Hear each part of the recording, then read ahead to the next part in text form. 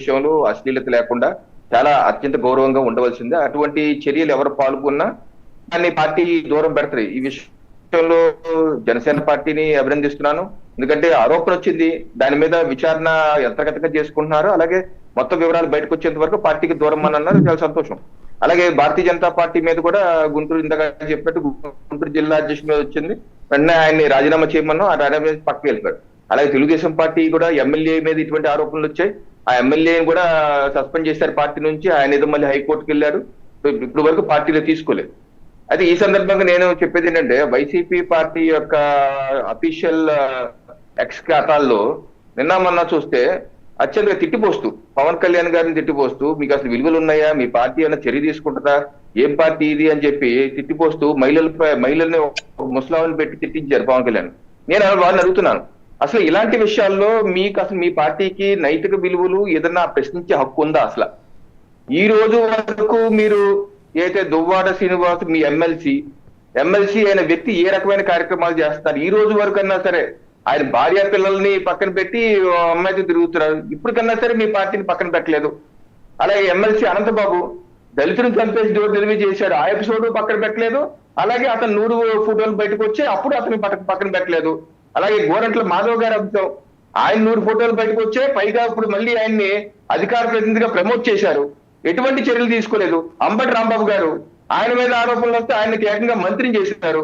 అవంతి శ్రీనివాస్ గారు, ఆయన మీద ఆరోపణలు వస్తే మహిళ మీద అవంతి శ్రీనివాస్ గారి విషయంలో కొంచెం సార్ రవికిరణ్ గారు అవంతి శ్రీనివాస్ గారి విషయం ఒక్క నిమిషం రవికిరణ్ గారు అవంతి శ్రీనివాస్ గారి విషయంలో కొంచెం మీరు నిదానంగా మాట్లాడాలి. రేపో మాపో ఆయన బీజేపీలో కూడా చేరే అవకాశాలు ఉన్నాయి. నన్ను కంప్లీట్ చేయనివ్వండి సార్. నేను అనేది ఏంటంటే, వైసీపీ పార్టీలో ఉండి ఇటువంటి అనేకమైన మహిళల విషయం చేసేవాళ్ళు ఇప్పుడు వరకు ఒక్క చర్య కూడా ఇన్ని సంవత్సరం ఒక్కటి చర్యలు కూడా కనీసం పార్టీ నుంచి పక్కన పెడతామన్న వ్యాఖ్య కూడా చేయనటువంటి పార్టీ ఈ రోజు మాకు కూటమి నేతలకి శుద్ధులు చెప్పేంత స్థాయి ఈ విషయంలో వాళ్ళకి లేదు. ఎటువంటి అసలు నిస్సిగ్గుగా తిరుగుతున్నారు కదంటే, నిస్సిగ్గుగా తిరుగుతున్నారు మన ఎమ్మెల్సీలు.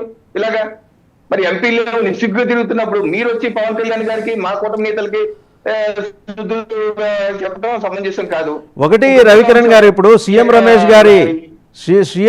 రమేష్ గారి వ్యవహారంలో, అది ఆదినారాయణ రెడ్డి వ్యవహారంలో వైసీపీ వాళ్ళు చేసింది ఏం లేదు. వాళ్ళు పరస్పరం కొట్లాడుకుంటున్నది. ఒక ఆయన పేకాట్ క్లబ్ అంటారు, ఇంకొక ఆయన ఇంకో కాంట్రాక్ట్ వ్యవహారం అంటాడు.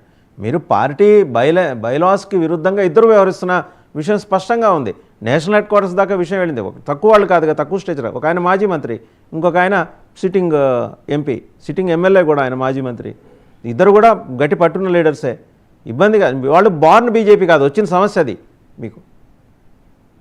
అదే చెప్తున్నాను సార్, దానికే వస్తున్నాను. నేనేంటంటే ఇటువంటి ఘటనలు పూర్తిగా యాక్సెప్ట్ చేయవలసిన పరిస్థితి కాదు.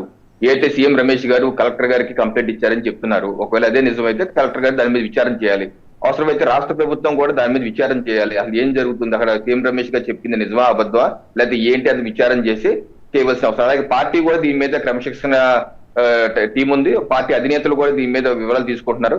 తప్పనిసరిగా దీని మీద పార్టీ ఒక నిర్ణయం తీసుకుంటుంది. అలాగే ప్రభుత్వం కూడా, ఎందుకంటే ఈ ప్రజలతో ఇన్వాల్వ్ అయిన విషయం మీద ఆయన ఆరోపణ చేశారు కాబట్టి వ్యక్తిగతంగా గొడవ కాదు, ప్రభుత్వంలో అంటే రాష్ట్ర అక్కడ ఆ నియోజకవర్గంలో పేకాట క్లబ్ నిర్వహిస్తానని అంటున్నారు కాబట్టి రాష్ట్ర ప్రజల యొక్క సంక్షేమంతో ముడిపడి ఉంది అంశం కాబట్టి రాష్ట్ర ప్రభుత్వం కూడా దీన్ని విచారణ కాదేసి, లేదా కలెక్టర్ గారు కూడా విచారణ చేసి నిజాన్ని ప్రజల ముందు పెట్టవలసిన అవసరం ఉంది. పార్టీ కూడా దీన్ని లైట్ గా తీసుకోదండి, దీని తప్పనిసరిగా దీని మీద ఒక చర్య తీసుకుంటుంది. రైట్. శ్రీనివాస్ చౌదరి గారు చూశారు కదండి, కూటమిలో ఇబ్బందికరమైన వాతావరణం. ఒకటి జనసేన అయితే చాలా ప్రొయాక్టివ్గా రెస్పాండ్ అయ్యారు జనసేన చీఫ్. మీరు నిజాలు తెలిసేదాకా దూరంగా ఉండండి అని చాలా హుందాగా జరిగింది. మీరు కూడా క్రమశిక్షణ చర్యలు తీసుకుంటున్నారు. బట్ కేవలం ఐడెంటిఫై చేసిన ఎమ్మెల్యేలు ఎమ్మెల్సీల మీద మాత్రమే చేసుకుంటున్నారు. వెనుగల రామును వదిలేస్తారు.